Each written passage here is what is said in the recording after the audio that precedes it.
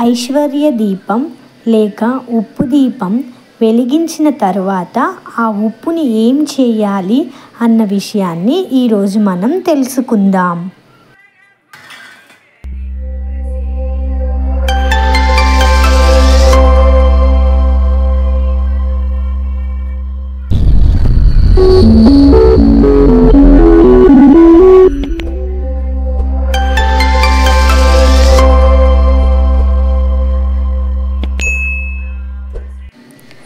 మనం ఉప్పు దీపాన్ని ఎలా వెలిగించాము అన్న విషయాన్ని ఒకసారి టూకీగా తెలుసుకుందాం.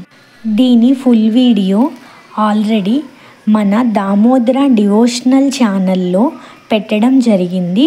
అక్కడ చాలా సవివరంగా ఎక్స్ప్లెయిన్ చేశాను. ఎవరైనా చూడని వాళ్ళు దాన్ని చూడండి.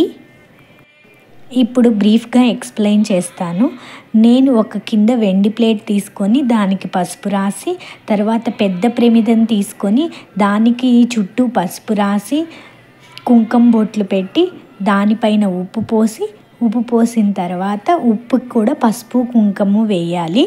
ఆ తర్వాత 2 ప్రమిదలు తీసుకొని ఫస్ట్ ప్రమిదలో అక్షంతులు వేసి సెకండ్ ప్రమిదను పెట్టి నూనె వేసి 3 ఒత్తులు వేసి వెలిగించాను.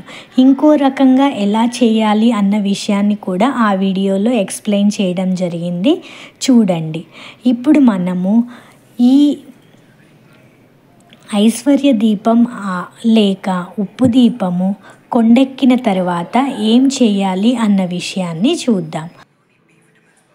కొండ ఎక్కిన తర్వాత ఫస్ట్ మనము ఆ ప్లేట్లో అలంకరించుకున్న పూలు అవన్నీ తీసేసి పక్కన పెట్టేసి, ఇంకా ఆ ఉప్పు ఉన్న ప్రమిదను తీసుకొని మనము ఏదైనా చెట్టు మొదలు అన్నమాట, ఆ చెట్టు మొదలు మనం ఎవరు తొక్కని ప్లేస్లో ఉండాలి. తొక్కే ప్లేస్లో ఉంటే మళ్ళీ దాన్ని తొక్కేస్తే మంచిది కాదు కదండి. అందుకని చెట్టు మొదలు, ఆ మొదలు కూడా మనం ఎవ్వరం తొక్కని ప్లేస్లో ఉండే చెట్టు మొదల్లో, నేను అనుకోండి మా ఇంట్లో ఉన్న చెట్టు మొదల్లో ఉంచేయచ్చు.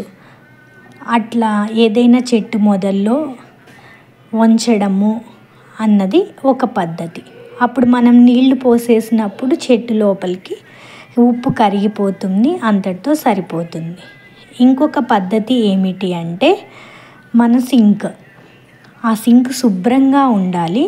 శుభ్రంగా ఉన్న సింక్లో పోసేసి నీళ్లు వంపేస్తే నీళ్ళతో పాటు వెళ్ళిపోతుంది. ఇది ఇంకొక పద్ధతి. నేను 2వ పద్ధతి సింక్లోనే ఎప్పుడు వంపేస్తాను.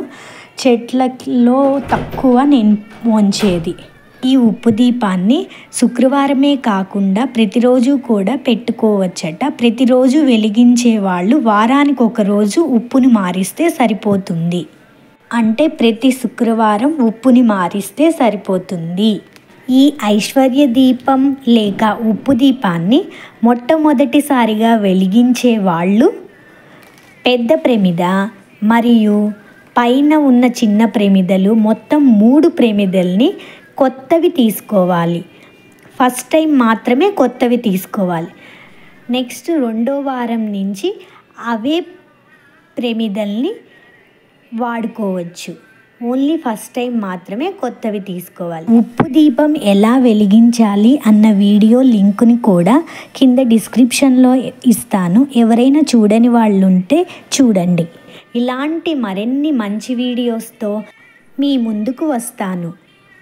అంతవరకు సెలవు. Please subscribe Damodara devotional channel. సర్వం శ్రీకృష్ణార్పణమస్తు.